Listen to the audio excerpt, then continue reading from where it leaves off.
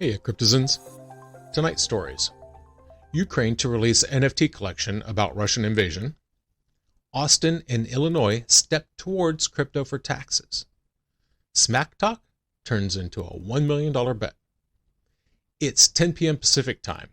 The date is March 14th, 2022. Welcome back to the Crypto Overnighter. I am your host, Nick. The cover model for the podcast is Tex, and together we take a nightly look at the crypto, NFT, and metaverse space and the industry that surrounds it. We bring you new stories on familiar topics. And keep in mind, nothing in this show should ever be considered financial advice. If you're new here and you find that you like this show, subscribe and rate us. If you're on Spotify, you can rate us right from the app. So give Tex and I 5 stars. It will help other people find their way to this podcast. All right, so we've got some good news today, didn't we? For those who don't know, and if you don't follow me on Twitter, it was announced earlier that an anti-proof of work provision in the MiCA was taken out. Now, according to Unstoppable Finance's head of strategy, Patrick Hansen, 32 European politicians voted against this proposal, with just 24 voting in favor of nuking proof of work crypto. So what does this mean? Is proof of work out of the woods yet? I wouldn't say so.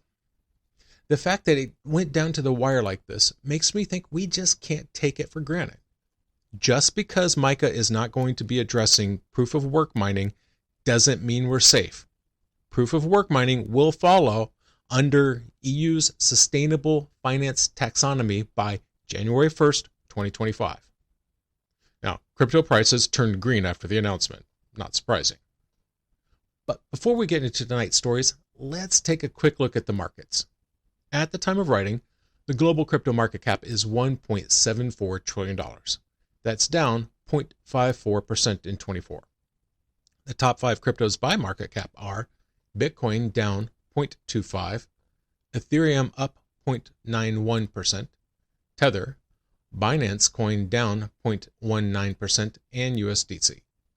The global NFT market cap is just above 10.06 trillion. The top 5 NFT collections on CoinMarketCap are Bored Apes up 0.06%, CryptoPunks down 0.02%, Meebits down 0.02%, Dour Darcels up 0.25%, and Mutant Apes, even on the day. Now, keep in mind, some of these collections have very volatile prices, so do your own research. Ukraine to release NFT collection about Russian invasion. They're going to use NFTs as a way of showing the world the horror and violence of Putin's illegal invasion of Ukraine. Yet another clever way to exploit the digital asset class. And frankly, this is a one-sided thing. I don't think Russia's going to be able to sell NFTs of their side of the story. And while there's been a drop lately, NFTs are still crazy popular. It's pretty amazing timing that NFTs would become popular just as Ukraine might need them. So it sounds like their initial plan was to be doing some sort of airdrop of the proceeds from their crypto donations. Instead, they changed the plan, and now they're going with NFTs. The nation's Deputy Minister of Digital Transformation is Alex Bornyakov. He says this collection will be, quote, like a museum of the Russian-Ukrainian war. We want to tell the world in NFT format. As far as the proceeds go, he said they would go to defense equipment and to fund media events. He said, quote, we're buying night vision goggles, optics, helmets, bulletproof vests. Now, one might say that this evens the playing field somewhat. It balances scales a little bit. Because before the invasion got started, the Russian government had already started their media machine. And the goal? Blatant misinformation. They were lying about their justification for their future military action. And that seems to be getting borne out now as they're getting bogged down in the very territory that they said wanted their help. Bornyakov said that this approach is one of Russia's most powerful weapons. And it is for that reason he believes that global brands, such as Facebook and Instagram, did the right thing by blocking access to such content. He said, quote, we convinced social media platforms, international companies, to either block Russia, go out from Russia, or completely change their information policy. Austin and Illinois step towards crypto for taxes. Okay, so South by Southwest is currently running in Austin, and cryptocurrency is figuring in huge. Well, it looks like in its March 24th meeting, the Austin City Council is going to take up the question of crypto payments. It's at that point a couple of resolutions will be brought forward. One, from Council member Mackenzie Kelly. This would set the city manager to conduct a fact-finding study.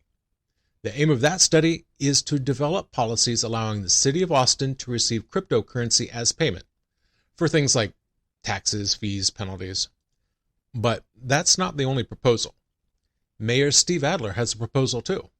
His would push the creation of blockchain technologies. These technologies could be leveraged for things like city services, payment processing, smart contracts, fundraising, etc.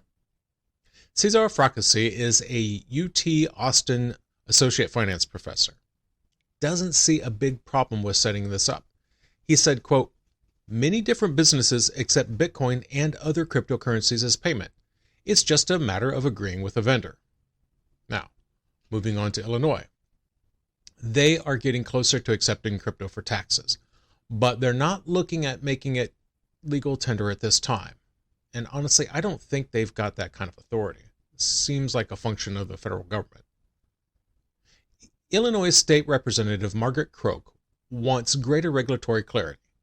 So, to that end, there's a bill that would allow the Illinois Department of Revenue to accept cryptocurrency as a method of payment, and they want to use credit cards as their example. Croak is a Democrat from Illinois 12th District. She said, quote, "When the city of Illinois accepts a credit card payment for the purposes of collecting revenue for taxes or other payments, we have a third-party processor. Similarly, we would have a situation where someone, if they chose to pay via cryptocurrency, would go through a crypto processor, and then the state of Illinois would receive U.S. dollars.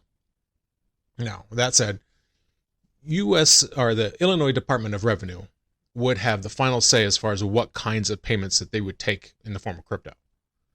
The bill passed in the House and moved to the Illinois Senate. And Croak said that there shouldn't be any issues in moving the bill forward in the next month or so. Now, Arizona and California both have started some efforts to get Bitcoin established as a legal tender.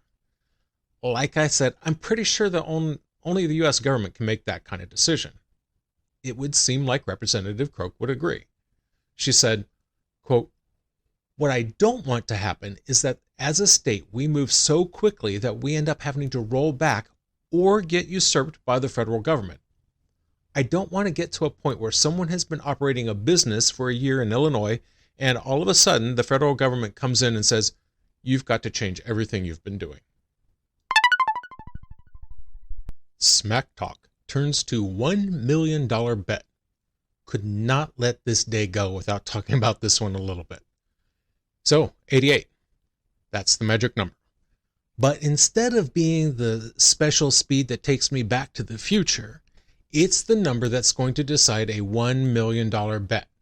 And it's all about the price of Luna next year. Crypto trader Sensei Elgod is in one corner, the anti-Luna corner. And he's got $1 million that says Luna is going down. He's so sure of it, he tweeted out a bet. He tweeted to his 71,000 followers, quote, "Who wants to take a $1 million bet that Luna will be lower price in 1 year than now?" Now, to be fair, he did tag Do Kwon in his tweet, as well as Harry.ust and Jose Maria Macedo. Well, tagging Do Kwon worked. And the CEO and founder of Terraform Labs responded with the simple, "Cool, I'm in." So that set things in motion. As it stands, they've currently agreed that Kobe is going to act as their escrow. Now, Kobe is a co-host of the Up Only podcast, and he agreed to hold these bags, as it were. Now, they've deposited their bet, $1 million in Tether, in an Ethereum address. Etherscan has it listed as Kobe Luna Bet Escrow. early price action seems to be favoring Do Kwon. At the time of writing, Luna is north of $81. That said, Sensei Algot does not seem to be phased. And this isn't the first time he's called out what he sees as weaknesses in the UST-Luna symbiotic relationship. On February 16th, he argued that because there's more UST in existence than ever, Luna won't be able to maintain their price. He says that is unless Terra changes the model. And yesterday, he called Luna the BitConnect of this bull run, a reference, of course, to the infamous Ponzi scheme that collapsed in 2018. Kwon's not backing down, though. He actually offered doubled odds on UST. He tweeted, "Furthermore, happy to do the bet where UST is not depegged same time next year. I shall even give you 2-to-1 odds." I don't know that Algot's responded to that one yet. So that would be crazy enough, right? Even by crypto Twitter standards. Then Gigantic Rebirth stepped in. Gigantic Rebirth is a crypto trader, and he upped the stakes dramatically. He tweeted, quote, "Interested in the same bet for $10 million. Considered offering $50 million, but escrow becomes tricky. Would donate half to charity. Expect price to pump short term, but in 1 year, supremely confident that the current narrative is lost." Kwon took up that challenge too, responding with, "Sure, fund Kobe's wallet and I will match. Good luck." I don't believe that bet has been funded by both sides yet. Looking on Etherscan, I see a total of $12 million, just a bit more. Now, I'm clearly not meant for such games. I could not have $1 million on the line for a year. That said, I think this bet is going to be the gift that keeps on giving for the next year, because you know the drama is not over yet. So that's going to be a wrap. Thank you so much for joining us. I really do appreciate it. So let me ask you this. What do you think? Is Elon Musk right? He was debating the state of things with Michael Saylor, and he says in conditions like now, it's better to hold on to physical objects. He said like a house or stocks. It's harder to inflate that value into nothing. That said, he says he's not selling his Bitcoin, Ethereum, or Doge. Now, Saylor being Saylor, obviously disagrees. He feels Bitcoin's scarcity will make it worth more than real estate. So what do you think?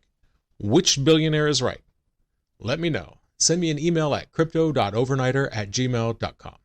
That's crypto.overnighter@gmail.com. And give Crypto in 5 Minutes a listen. We're up to 32 educational podcasts and counting. 5 minutes to explain one concept in crypto. And until next time, may peace reign.